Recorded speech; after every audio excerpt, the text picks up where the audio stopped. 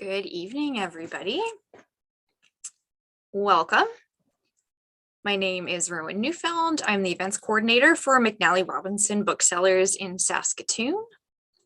From this end, we're streaming live from Treaty 6 territory, homeland of the Métis Nation, and the traditional lands of the Plains Cree, Saulteaux, Dene, Dakota, Lakota, and Nakota. It's my pleasure to welcome you all to the dual book launch of Garden Physic by Sylvia Lagree and Field Requiem by Sheri Benning. So welcome to Sylvia and Sheri. Thank you so much for joining us tonight. I hope you're both very cozy at home. One of the benefits of Zoom. I'd like to thank New Directions as well, who published Garden Physic. They are also celebrating 85 years of publishing this year, so congratulations on that milestone. Thank you as well to Carcanet Press, who published Field Requiem. So before I pass things along, I have a couple brief Zoom housekeeping items. We've enabled live auto captions tonight, which you can access by clicking the live transcript button along the bottom of your screen. And I think tonight, rather than having an audience Q&A, Sylvia and Sheri are going to have a conversation following their readings. So I'm hoping you all just sit back, stay cozy, and enjoy the evening. And at this point, I'd like to welcome Sylvia Lagree to introduce Sheri Benning. So welcome, Sylvia. Oh, thank you, Rowan. Sheri, you're muted, by the way. Okay, you there? I'll just quickly say that we were in the midst of, in our area, of a power outage just as of half an hour ago. So I'm in a bit of an adrenaline rush here. So, and also have been told that I should warn you that if everything goes black, it's not you, it's us. So just briefly, the format that we're going to do is I'm going to introduce Sheri, and then she'll read for roughly 15 minutes. And then she'll introduce me and I'll read. And then the two of us will have a little bit of a chat about our respective work and process, etc. Sheri Benning grew up on a farm in central Saskatchewan. That's in Canada, for you, those of you who are out of the country. Her new poetry collection is Field Requiem, published by Carcanet Press, based in Manchester, UK. And she's having a Canadian launch for it here tonight. She earlier had a UK launch also online in September. Her other collections include The Season's Vagrant Light, New and Selected Poems, also published by Carcanet, as well as Thin Moon Psalm with Brick Books, Earth After Rain with Thistledown Press, both of which won 2 Saskatchewan Book Awards. Her writing has appeared in North American, British, and European journals and anthologies, most recently the Paris Review, the Times Literary Supplement, Poetry Review, Paean Review, Prairie Fire, and Grain. And with her sister, visual artist Heather Benning, and filmmaker Chad Galloway, Sheri recently completed a short film, Winter's Sleep, based on her poem of the same name. And this film is an official selection at film festivals in Yorkton, that's in Saskatchewan, Montreal, Vancouver, Seattle, Copenhagen, London, England, Mexico, and Barcelona, and is featured on the Paris Review's blog, The Daily, and it's a really beautiful film. So if you have a chance to go to the Paris Review and have a look at it, I recommend that you do so. So welcome, Sheri. Thank you very much, Sylvia. And also thanks to Sylvia and Guy and to several other people who lent their voices to that film. In an early inception of it, we thought we might use different voices, and I just really appreciate those of you who did that, Bill Robertson as well. So Field Requiem bears witness to the change in land use in rural Saskatchewan wrought by Big Ag. The paradigm of farming as stewardship has kind of completely floundered here. And so one sort of thread of the book is charting the social and ecological fallout of that. So the first poem I'll read is called Winter Sleep. Wheat threshed, casks of cherries, plums, boiled melon, beef tallow, pig bladders blown and tossed by children, mothers stirring stock, kidneys, hearts pressed with aspic, casings scraped and stuffed, allspice, cloves. Fields bare, packed clay, porcelain sheen, the long winter sleep. In my dream, I wake and the village is empty, coal smoldering, acacia shadows on snow, second suns, sow thistle, the first to go. In my dream, I wake to chaff and dust, a war lost, harvest thrown down, grain scattered on the temple floor. In my dream, I wake hungry, an ocean away in a hut hollowed out of the side of a hill, black sea salt in my mouth, wild onion, sage, hawkweed, prickly rose, plowed dirt worked thin as smoke, poplar scrub felled and bucked into windrows to make way for electric blooms, Monsanto Roundup ready canola. What we had wasn't enough. Silk, balsam, communal granaries full. We were told to take what the master had given us and multiply it tenfold. In my dream, I wake in the attic bedroom of a mail order farmhouse, 160 acres seeded in barley and oats, a few brood hens, 5 head of cattle, 3 hitch binder, a trotter, 2 heavy horses. We were told to take what we did not lay down, reap what we did not sow. I wake to 6,000 acres, high clearance sprayers with 140-foot booms, sulfur, phosphorus, nitrogen, potash, harvest done by drone, yields downloaded into $750,000 air seeders come spring. We were told to those who have, more will be given. Viterra's actuaries betting on futures markets, brokering grain they don't own. We were told those with nothing, even that will be taken away. Just look at those who stayed. In my dream, the men from Grunau found heads down, shoulder to shoulder, tongues nailed to the dining table. Or Alex Sretsky from Teganort, blood pouring from his wrists, hands cut off by Macnavists requisitioning his cattle. In my dream, we tell these stories to our babies in their cradles. The lesson of the parable: what good is your labor if the fruit doesn't grow and grow and grow? I wake in the hip roof barn, and where we hang the throat-cut animal, men dangle. Hailstorm, flood, drought, interest rates, debt loads. Go big or get out. The next poem I'm going to read is a long poem that sits sort of towards the end of the book, and it's an elegy, and it's called Let Them Rest. This poem borrows from the Latin liturgy of the Requiem Mass, and it travels to the abandoned spaces that populate rural Saskatchewan, houses, yard sites, towns, churches, and it takes note of them.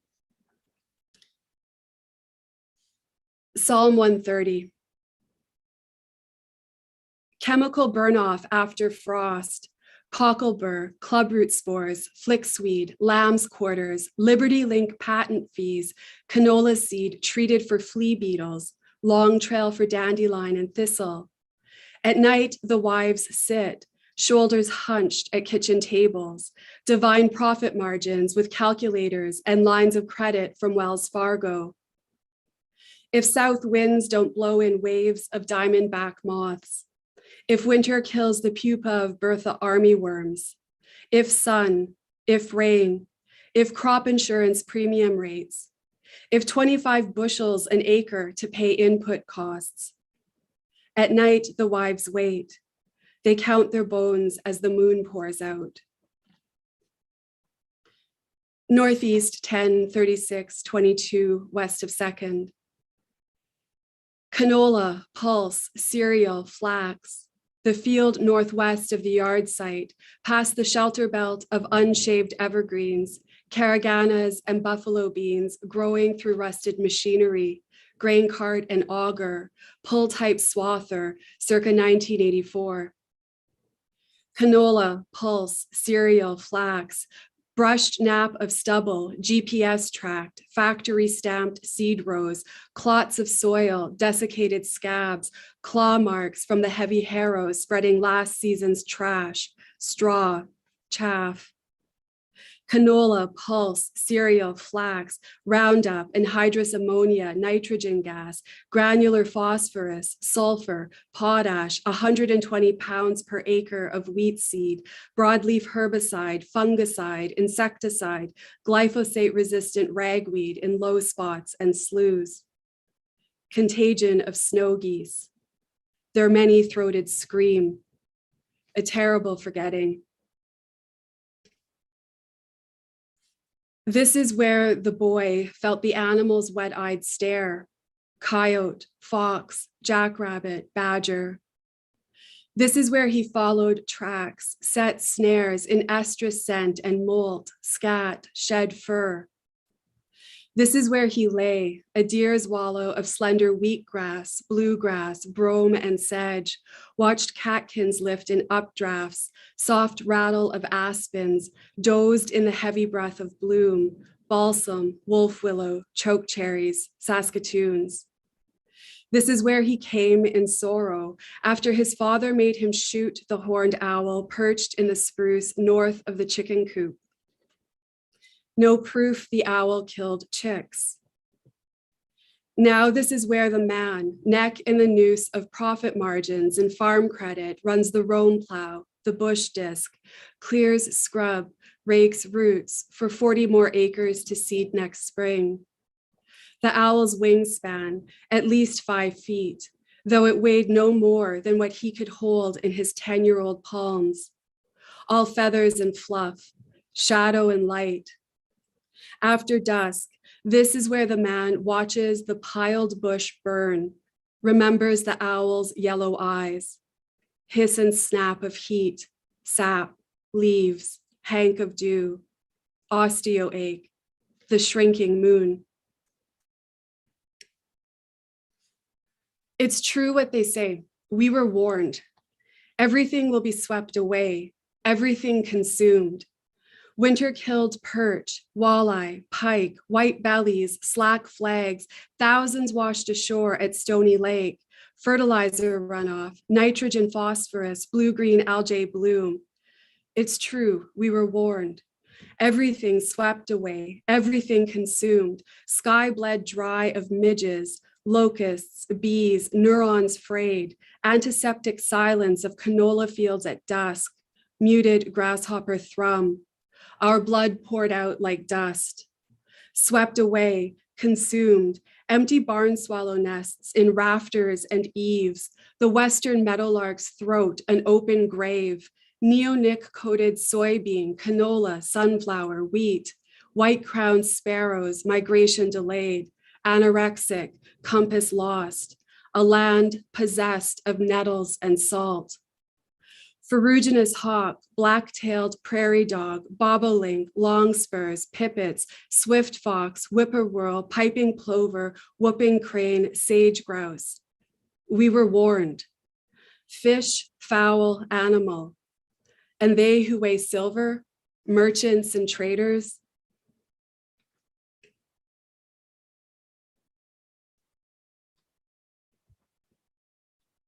Great Plains auctions. With food in our throats, we asked for more. With food in our mouths, we still asked for more. There was meat and bread, but our craving unslaked. Fat gardens, braids of onion, bled heifers and pigs, skinned, scalded, scraped. Sure, we were sad to see our neighbors go, bid extra on their socket sets, air compressors, leftover 5-gallon pails of hydraulic oil. Sold, the auctioneer's speakers rattled in his truck bed. We told ourselves, if they could, they'd do the same. Frost out of the ground, we poured red froth, Vitamax, into our auger boxes of churning seed. To stop stinking smut, C. sativus, root rot, soil-borne disease.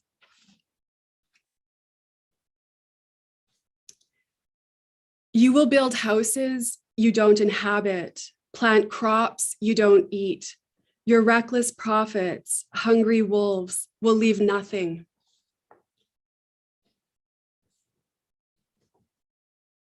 Northwest 1836-22 west of 2nd. Gather in the summer fallowed south field, winter stiff furrows, no moon, no snow, overcast, hold hands. Farm subsidies smashed by intercontinental packers, big sky pork farms. Our barns now their finishing pens for 10,000 pigs from 1,000 sows. No moon, no snow, no yard lights for miles, like an eye put out. Hold hands. We are but breath, but chaff, what passes and does not come again.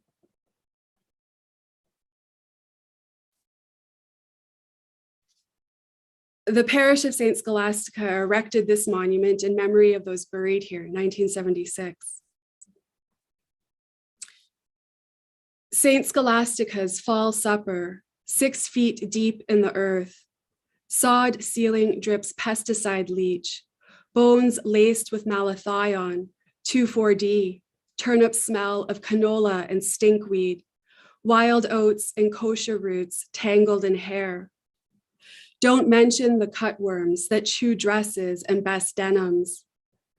Parishioners, we paid our fees to feast, tossed 30 pieces on the temple floor, the Dominion Lands Act 1872, proved up on our field of blood, 160 acres of oxbow sandy loam.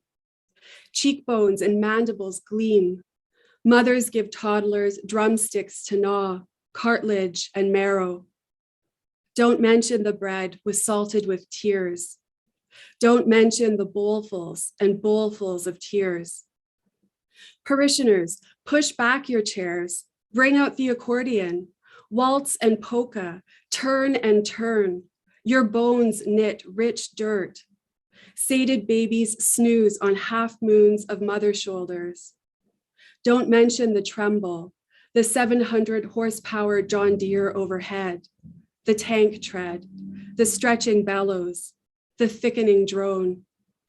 My ghost waits for me here.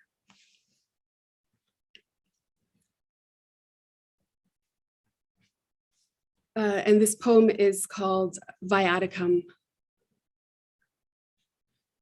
These things I remember, the light encrusted wheat, speargrass, meadow brome, the pasture's first bay's flush, late April.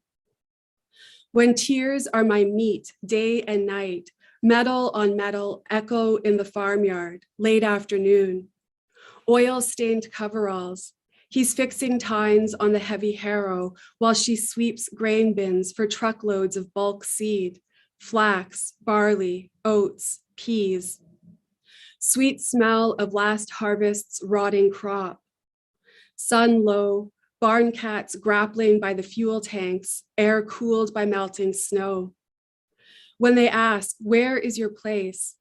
The slough in the field west of our barns, stubble and dirt loosened from frost, furred willows, frog chorus, the coyote's dusk antiphonal, a bell's tongue and bone marrow. These things I remember as I pour out my soul. And the last poem I'm going to read is called Minor Doxology. And it's a poem for my dad, who I'd really like to thank. Conversation with him and my mom made this book possible. Also, conversation with my partner Fraser, who's missing this cracking blizzard in Saskatchewan. He's tuning in from Toronto. And also my collaboration with my sister Heather were foundational to this book. Minor Doxology. Circle of light on the village street from his kitchen window, where he stands in the slowing breath of nightfall, stares through that cold fire into sifting shadow, dusk blue snow banked against the porch. And beyond the row of houses, evergreens and daguerreotype darkening on winter fields.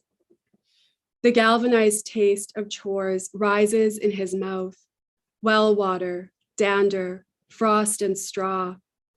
And because place calls to place inside us, he is 70 in the kitchen, even as he is 12 in the farmyard, midway between house and barn. Metal pail of new milk, quarter moon, spilled oats, early stars. Thank you.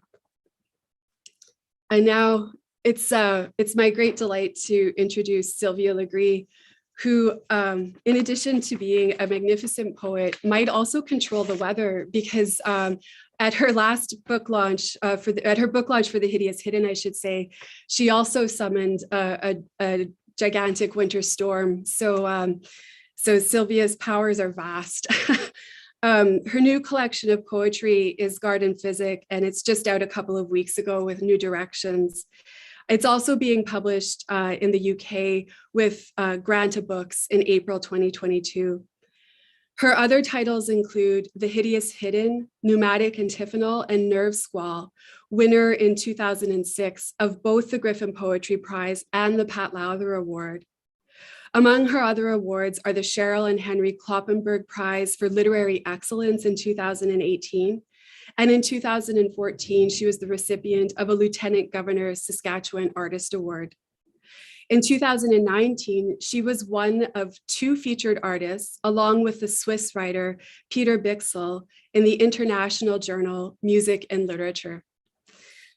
Thanks, Sylvia.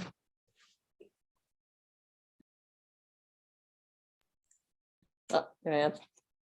Thanks, Sheri, and thank you for that reading. It was really powerful. Here's my book. Look at that cover. Isn't that beautiful?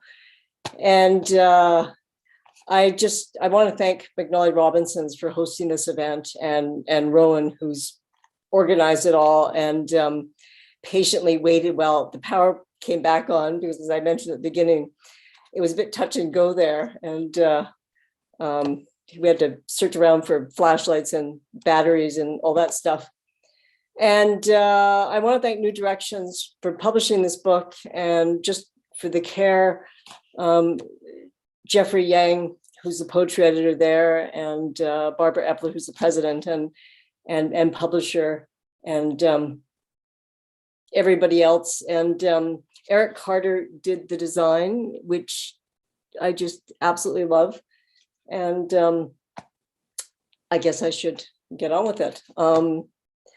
And it's an absolute honor to be reading with Sheri, who I've known on and off, sort of just casually for quite a few years. And then we've become good friends in the last few years. And so this is really nice to be launching with her. As I told her, we can share the anxiety this way. So I'm going to read some poems.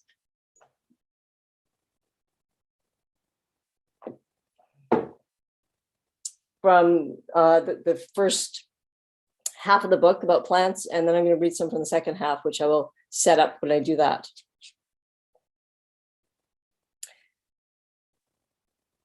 Plants reduced to the idea of plants.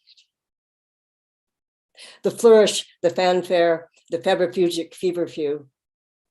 An oleaginous implastrum with horehound leaf, olive over olive, the oily parts, the dry. An antidote for the unblessed, the blistering, the dourly flowering flora, the corpse flora. Greek turned Latin, turned inordinately, angled and filed. Plants reduced to the idea of plants, reduced to woodcuts, circa 16th century, reduced to Victorian floor tile. Travel by river snail, by liver of mad dog, by God Greek juniper, by monoxide of lead. Travel under government of the moon, with Arak wild and stinking, flower and seed through August from June, the butcher, the barber, the oil boiling cauterizer, the vegetal assiduousness, the pennywort diligence.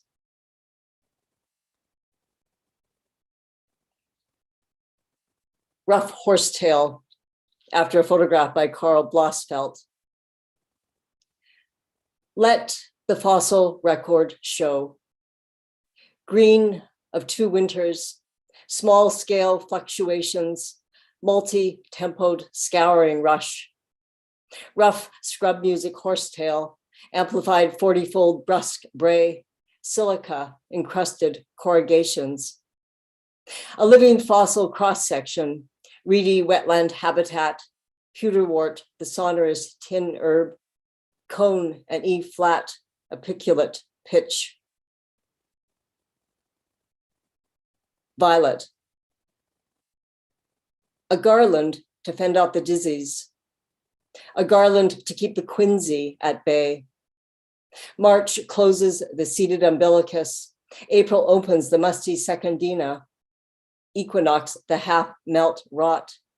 Easter, the thin, asquintable light.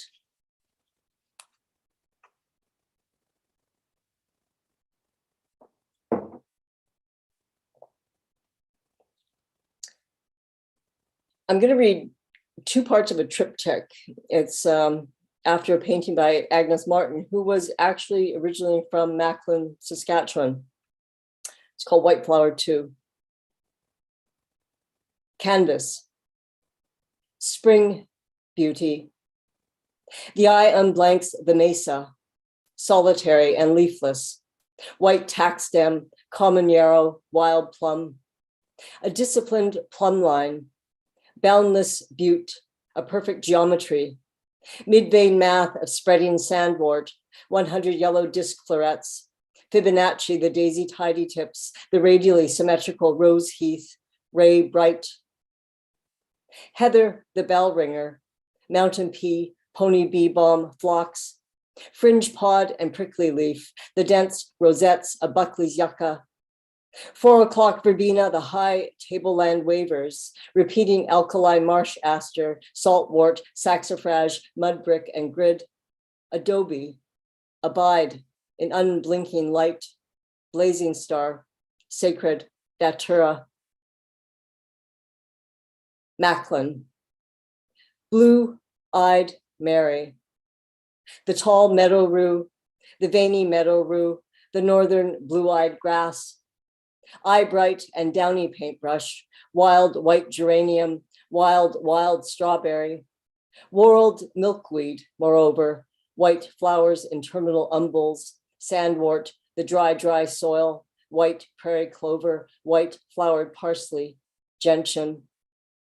Spring beauty, the linear leaved, the many flowered aster, the rayless aster, willow aster, and rush, leaves level, sessile, stem clasping, and steadfast, bindweed, buckbean, bellflower, then cow parsnip, ox-eye daisy, cow wheat, and milkwort, and lastly, anemone, heartache flower, long-fruited, wood anemone, tall.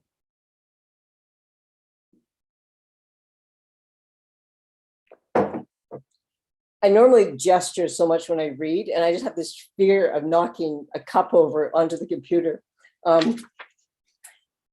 These flowers, these two here, are ranunculus. I just got those today, and I don't think I've ever seen them. They're so fragile. They're like phyllo pastry layers. And another name for those is corn crowfoot, corn buttercup. Ranunculus, little frog, grenouillette, Mars blisters above neat flood and neck, mustard nasal, the room and runny river, adenoidal, tongue sore, the decoct and decant. The goats, the pigs, also cows turn their backs, worms compelled to flee the earth, the toxic, hop, the spirit inflammation, the fiery.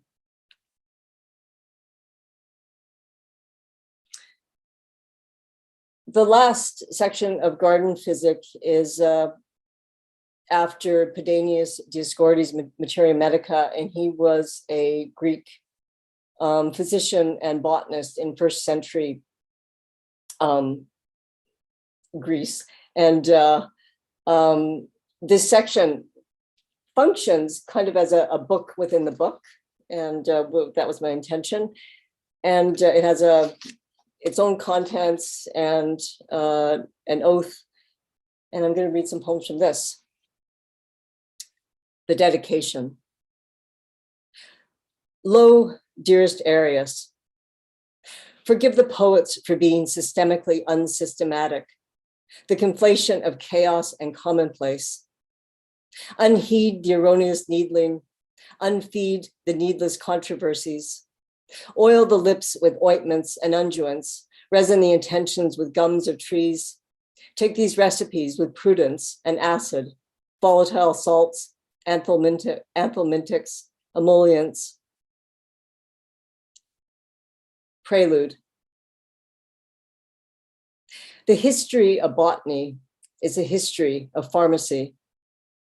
Plants for easing pain, plants for easing sleep, plants to ward off windy afflictions and poisonous beasts, plants for weakness of the stomach and eyes that weep, plants that scream when pulled from the ground, plants that purify the earth, plants aseptic and plants for the skeptic, plants of antiquity and plants impending, plants that balm the living and plants that preserve the dead. From book 5, earth that yields violet to brass, earth that smacks of ash, alkaline earth, bastard earth, earth that appeases the body and eases the mind. Flowers of Brass, book 5, entry 88. This first poem about the last book is where the garden begins.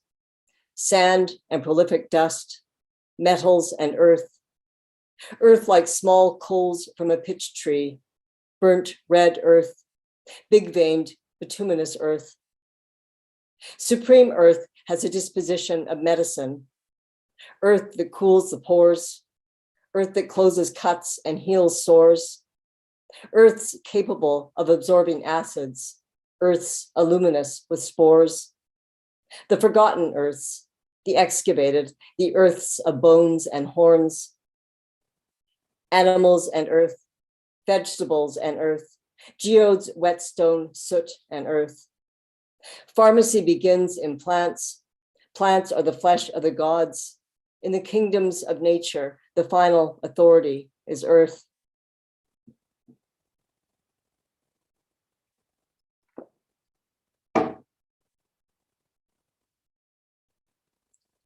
The virtues of earth are the virtues of guts, gall, metallurgy, and nerve.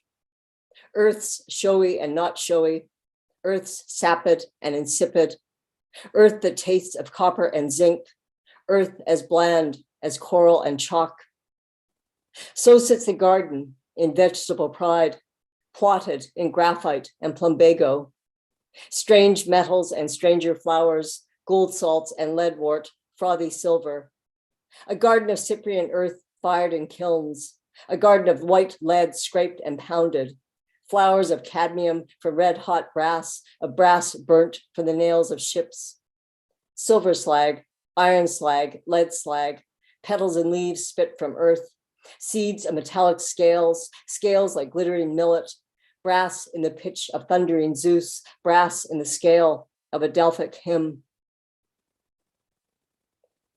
Flowers inscribed on stone, flowers in a single melodic line, alloy shavings, the brassy chaff, flowers of chutzpah and cheek. The yard is a measure of several millennia, a yard of stars and amalgams, a yard of gramagrass and asters, day's eyes and damned yellow composites, petals that open at dawn and close at dusk. Flowers with conspicuous bracts, grasses circled by hair, spikelets housing tiny flowers, florets of malleable elements. Needlegrass, saltgrass, alkali grass, a choir of mallet grass, rye, the wild rye. So I'm going to stop there. That was just wonderful to hear out loud, Sylvia. Thank you for that reading. That was just magnificent. Yeah, it's when you hear the poems out loud, I'm sure people were saying this in the chat. I took notice of was the sounds are so rich and layered, and and yeah, I wondered if you wanted to speak about that. So in terms of the inception of the poem for you, are you thinking about things like sound, or are you working with language associatively, or how does that come into play for you, if that makes sense as a question? Yeah, no, it totally makes sense.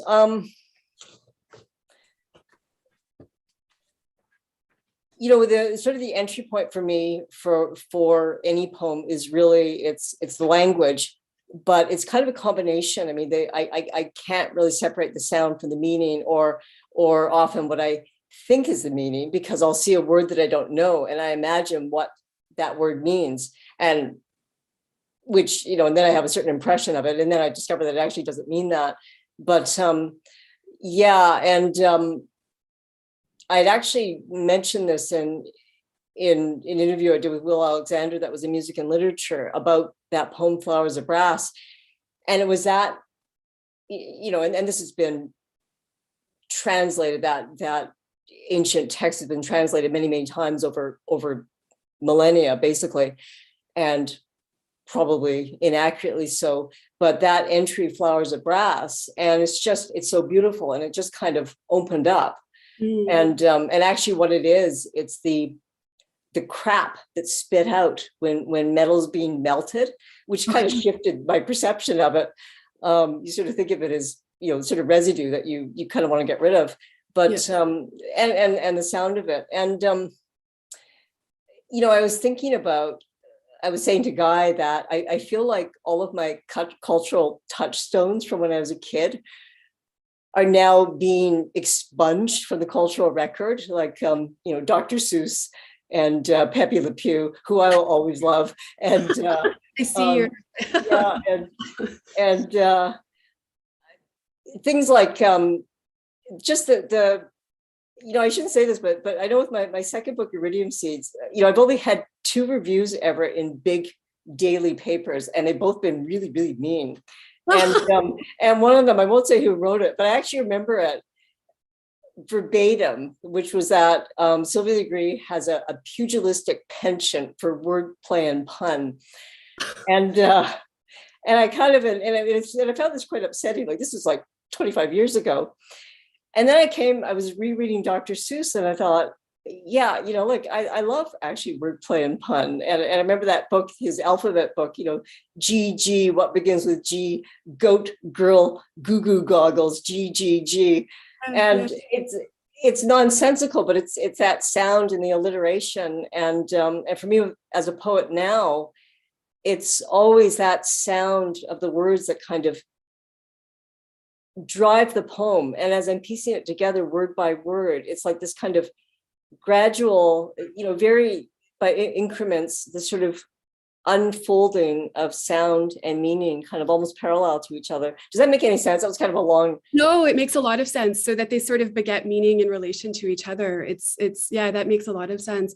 And then I guess the other thing I wanted to ask you is sort of in line with this. We were both at a talk several years ago where Tim Lilburn, a Canadian poet, talked about the long poem, like this notion of a preoccupation that sort of spans several books, say a question unanswered as you move through it. And I know I think Tim might have been thinking in part about your work, but I know I was too. Like how do you see this collection as a kind of sort of moving or in relation to a Pneumatic Antiphonal or Hideous Hidden? Like how do you, or Nerve Squall, like how do you see this? Yeah. It does seem like there's an overarching preoccupation that sort of unifies the body of work. So yeah. Yeah, I mean, it's actually really interesting because it's certainly not conscious. Like I don't set out and thinking each book is going to connect to one another, but I've had this experience where every book, certainly from Nerve Squall on, I don't think my first 2 books, I felt like I was trying to sort of figure out what I was doing in those. But from Nerve Squall on, each book has started while I've been working on that previous one. Oh. And there's always a moment where I think, is this part of this collection? And then it feels like it has a life of its own and wants to split off. So that does happen. Like for me, there's a very when I look at them, a very distinct kind of breaking point where they kind of, it's like they're like little sort of orphans that go out on their own and then find their own life. And like with well, certainly with the Hideous Hidden, those gland plants or the gland poems and sort of delving into botany in those, and this I can't think of there are some poems in the last section actually which were very different, a very different title, but they actually at one point I thought they were part of the Hideous Hidden, but they just seemed like they were too much kind of for that book and kind of going out into this other direction. So yeah, that does happen. I mean, it's interesting with Garden Physic because I kind of had a bit of a crisis with this book because that didn't happen. I mean, with all those previous books, I'd had an overlap of material, and Garden Physic didn't seem to be happening. And I was kind of actually in despair about it, thinking, okay, this is it. Like, this is my last book. And for any of you guys at New Directions who might be watching this, it's not. I was going to say you're working on stuff. But the project I'm working on now that I actually started thinking about before the pandemic and started writing it during the pandemic, kind of, it almost feels like the last 20 years, the research that I've been doing in all these different branches of science, neurology, ornithology, botany, anatomy are all converging into the work I'm doing now. And so it's really interesting, but I didn't see that until I was done with Garden Physic. And so that, yeah, so see where that goes. But what about you? I mean, in terms of, you'd asked me about sort of where the poems start, like Field Requiem. I mean, even the fact that it's structured around the sense of a requiem, which I think of as a musical form first and foremost, but obviously it has this sort of liturgical sense as well. Yeah. I think this book kind of emerges for me in having moved back to Saskatchewan after living away for a number of years, and seeing the sort of firsthand, like the change in land use out here, and my family was involved in agriculture. But the land speculation that's going on, the way in which the land is increasingly being landscaped or scraped in order to render more arable acres.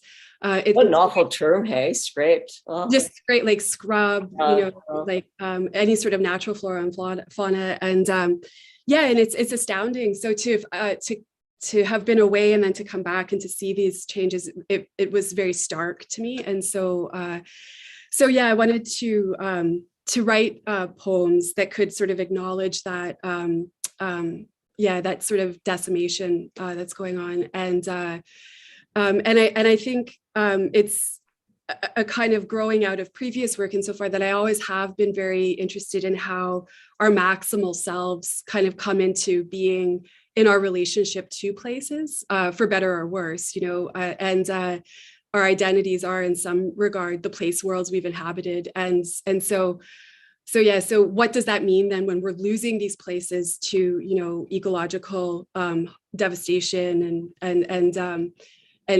so that's kind of where Field Requiem sort of emerges, I guess, as a project. And the stuff I'm working on now, it's interesting that you say like the books kind of follow each other even as you're working on them. The thing I'm working on now is very much a kind of spillover from Field Requiem, but more closely is hoping to look at how land use, the degradation of land use degrades democracy, I think, as well. And so that's kind of where I'm heading tentatively, but definitely have that same sense of this next project being a kind of overflow of what I had been previously working on. So yeah. I loved your Agnes Martin poem so much, and I'm glad that you read it. I didn't know you were going to read that. I think it's maybe my favorite piece in the book. I don't know. I love your book, but that Agnes Martin poem, and and did you want to talk about that a little bit? Like if there's time, like, I'm just curious, like, did you, and not just maybe the Agnes Martin poem, White Flower too, but also the way in which you use external source is really interesting to me. Like there's images, there's ekphrasis, there's all kinds of stuff. There's a book in a book that is a kind of translation of an ancient text. And so yeah, I'm curious about how you go about weaving all of these sort of multiple layers together. But yeah, it's kind of insane, actually. The Agnes Martin poem, I've loved her work for a long time, and I love the obsessiveness of it. And obviously, as somebody who's really obsessive myself, to me, it just, what am I trying to say? I just feel kind of this sort of almost kind of profound connection to her work when I look at it. And at the time when I was working on the poem, and I was reading some works about her writing and her life, and I remember she made a comment in one place where she said that, these are the grid paintings, and White Flower too, it's a grid. And saying that if you stare at it long enough, you can see everything into it. And I was thinking about that, because that White Flower too, each part, it's basically just a list. It's a list of white flowers. That's essentially what it is. Yeah. And the second part, which I didn't read, is called Taus. So they're all, the miracle of what you can find on the internet. So I found this database of white flowers, all that particular region of the States. So they're all from there. And then Macklin, and there are also overlaps. Like you see the same ones, like there's that spring beauty that comes up in all three parts. So Macklin, they're all white flowers that are from this part of the world in Saskatchewan. So in terms of Materia Medica, again, I started reading that when I was working on the Hideous Hidden, and just, I don't know how that started, thinking of doing it as a book, but I had done those pieces like the dedication and the oath, not really kind of aware of the fact that, okay, these are actually kind of parts of a book. And so it was a little bit later on that I thought, I would kind of like to see how that would work if I can structure it like a book. And it has like the indexes and everything, which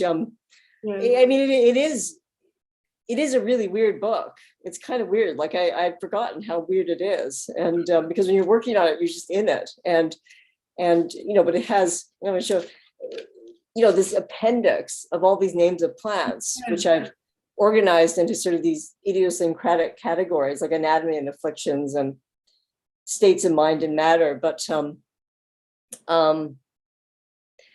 was your question about using sources? I guess. It's just. I sort of feel like for me, the poetry, it's kind of being in dialogue on some level with whatever it is that I'm kind of encountering in my life. And largely that's reading books and going, looking at art. So those are the two things. Does that make any sense? I feel like I'm rambling on. No, it does. It does. I love too. I just want to say, I love your appendices that are these images that you've drawn, like these sort of. They're so bad. No, they're fantastic. I love them. And photos.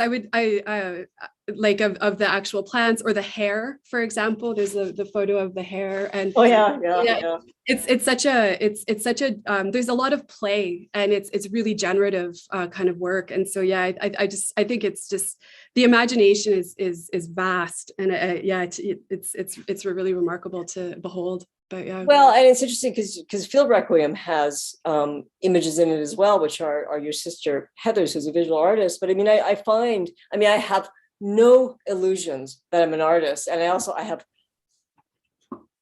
have siblings who are actually artists, so I kind of feel like I'm not that. I feel like I'm fraudulent. Like I'm actually not a gardener, because it's like I feel like a novice. But the drawings, they're so lame. I'm totally aware of that, but but they're deliberate and they're playful, and it's this kind of thing where I'm stuck on the poems. I don't even call them doodles. They're just fooling around. I call them I'm fooling around, and I'll get this idea like I want to draw this, and I actually have a fairly good sense of design, and I can imagine stuff, but I don't have the technical skills to execute them. And I've actually thought, well, maybe I should take a drawing course. And I thought, yeah, it's just another one more thing to have to focus on. But I mean, they're playful, and I like having that component. And every book, with the exception of the Hideous Hidden, has had that element in it. And I actually had them for the Hideous Hidden, and then I kind of forgot about them somewhere along the line. But it's all plain. I mean, I feel like the poetry, even though I mean, I take it very, very seriously, but it's plain with the language and that joy in it. And I never tire of that, and incorporating these goofy little images. I mean, that's all part of it. And I say to people, I mean, I've worked with kind of emerging poets who it's like they'd rather cut their throat than write poems. And I'm just like, if you're not enjoying it, don't do it. It's like you're not going to make money, but and it's just plain, and I mean, so because the images in your book, I mean, they function quite differently. I mean, they're almost like markers of the poems. I think so. My sister this is an image of hers, the cover, and it was designed by Andrew Latimer. And I think of, I used, markers as a good, images of these abandoned spaces that exist in rural Saskatchewan that Heather has documented and has been documenting for a number of years for her own visual art practice. I wanted to incorporate them in and against the long poem as a kind of visual reference for people reading the book, not aware of this place, as a kind of touchstone to check against the poems, to help sort of further communicate what's going on. And I mean, Heather and I have been collaborating since we were children, but play is a big part of that, Sylvia. Like sometimes I feel like we just didn't get the memo to grow up, and so we're still playing together, and our artist practices emerge from that as well. So I guess we have time for one more question. I don't know. Yeah, I think maybe it's good to end on this note of joy, though, Sylvia. Is that what you, or did you? Well, that wasn't the plan, but Yeah, it's not usually how my conversations end. So that's great that we could end on a note of joy and play and generativeness. But I don't know what else to say. Well, I really enjoyed hearing your poems out loud, Sylvia. That was just, Oh, I know one thing I was going to say. Sorry, Roan. Is how both of these, for both of us, our work hearing you read, the naming of plants, and in your case of chemicals and all that. But I really, it sticks out for me, the namings and the repetition and the sort of the litany of them, and I find that really interesting. And just that act, I mean, for me, of that kind of, as I said, the Agnes Martin poems are a list, but there's something really, for me, when I read those poems, really visceral in kind of doing that recitation of all those names. Like it's kind of, it's almost like a chant. That's what I feel like. I don't know what you feel like.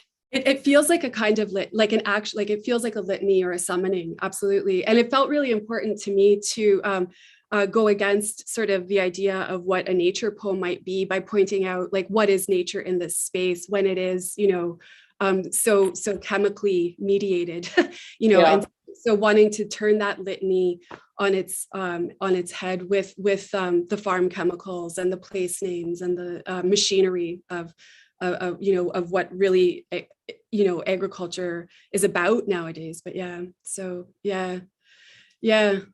that listing, absolutely. Well, I think we're getting we're getting booted out. I don't know about booted out. Well, thank you both so much for joining us tonight. I also wanted just to pass on thanks to New Directions and Carcanet Press again.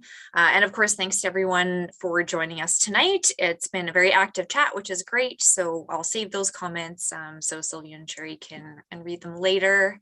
I also just wanted to remind you that Garden Physic by Sylvia Lagree is available online and in store, and Field Requiem is available to pre-order. We're hoping our copies will arrive next week.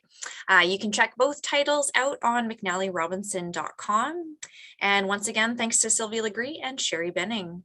Have a great rest of the evening. Stay warm, everyone. Thank you, Rowan. Thank you, Sylvia. Thanks. Good night. Good night. Night.